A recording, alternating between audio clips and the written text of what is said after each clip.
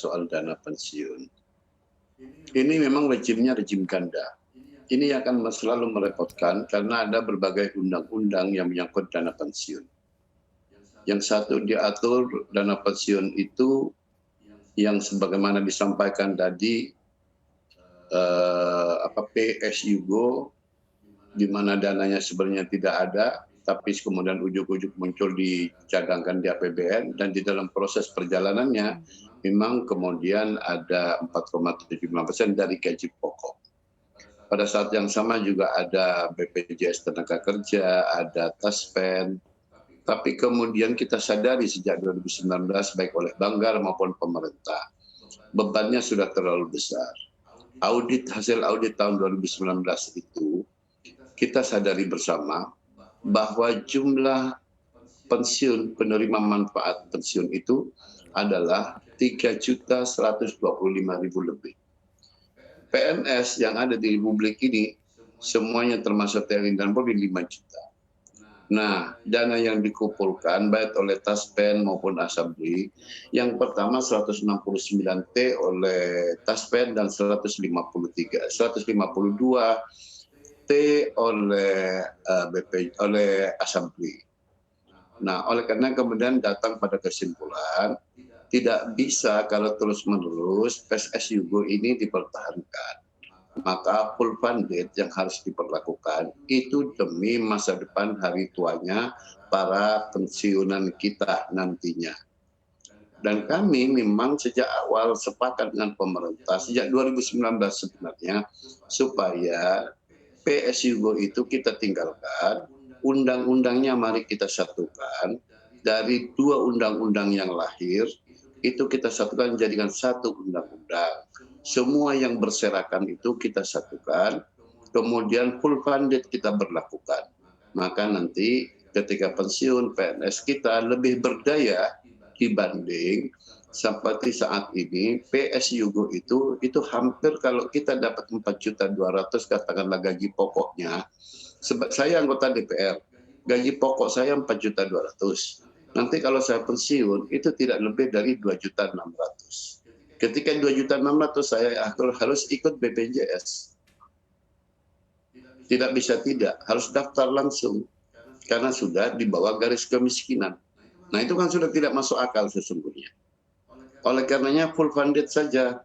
Bahkan saya usulkan kepada Menteri Keuangan, full funded itu tidak bisa dari gaji pokok, dari take home pay.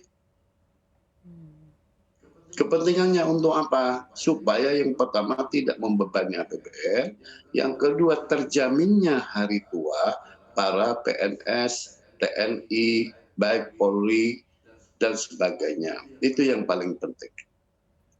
Baik, kalau skema fully funded Karena ini tidak, untuk PNS yang baru direkrut ya, Pak Said?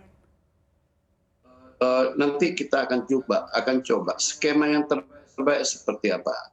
Apakah kemudian pendekatannya dimulai dari PNS atau kita ukur PNS yang yang sudah masa kerjanya 5 tahun, 10 tahun, dan 15 tahun. Tidak bisa serta-merta hanya dengan dimulai dari PNS baru. Tetap akan jebol pemerintah. Dan tidak punya kemampuan APBN menanggung 2.800 triliun.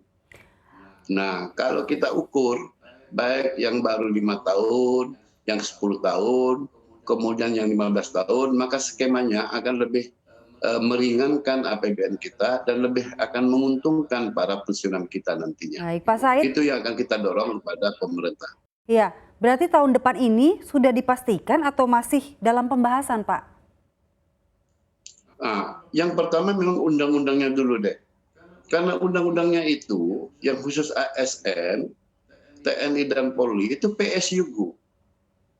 Itu yang harus dirubah, tidak kita harus merombak regulasinya dulu. Kemudian undang-undang jaminan kesehatan juga jaminan hari tua juga kita rombak, yang sekarang dipegang oleh BPJS Tenaga Kerja. Ini harus disatukan semua, tidak bisa Taspen berdiri sendiri, BPJS Tenaga Kerja berdiri sendiri, itu harus disatukan semua agar manfaatnya akan lebih besar. Bahkan saya minta ke Menteri Keuangan agar dana-dana pensiun yang berserakan di BUMN itu juga disatukan ditangani, dihandle langsung di bawah payung pemerintah dalam satu undang-undang. Maka undang-undangnya omnibus nantinya. Tanpa merubah itu regulasi, maka tidak mungkin pemerintah langsung akan dari PSUGO ke full funded.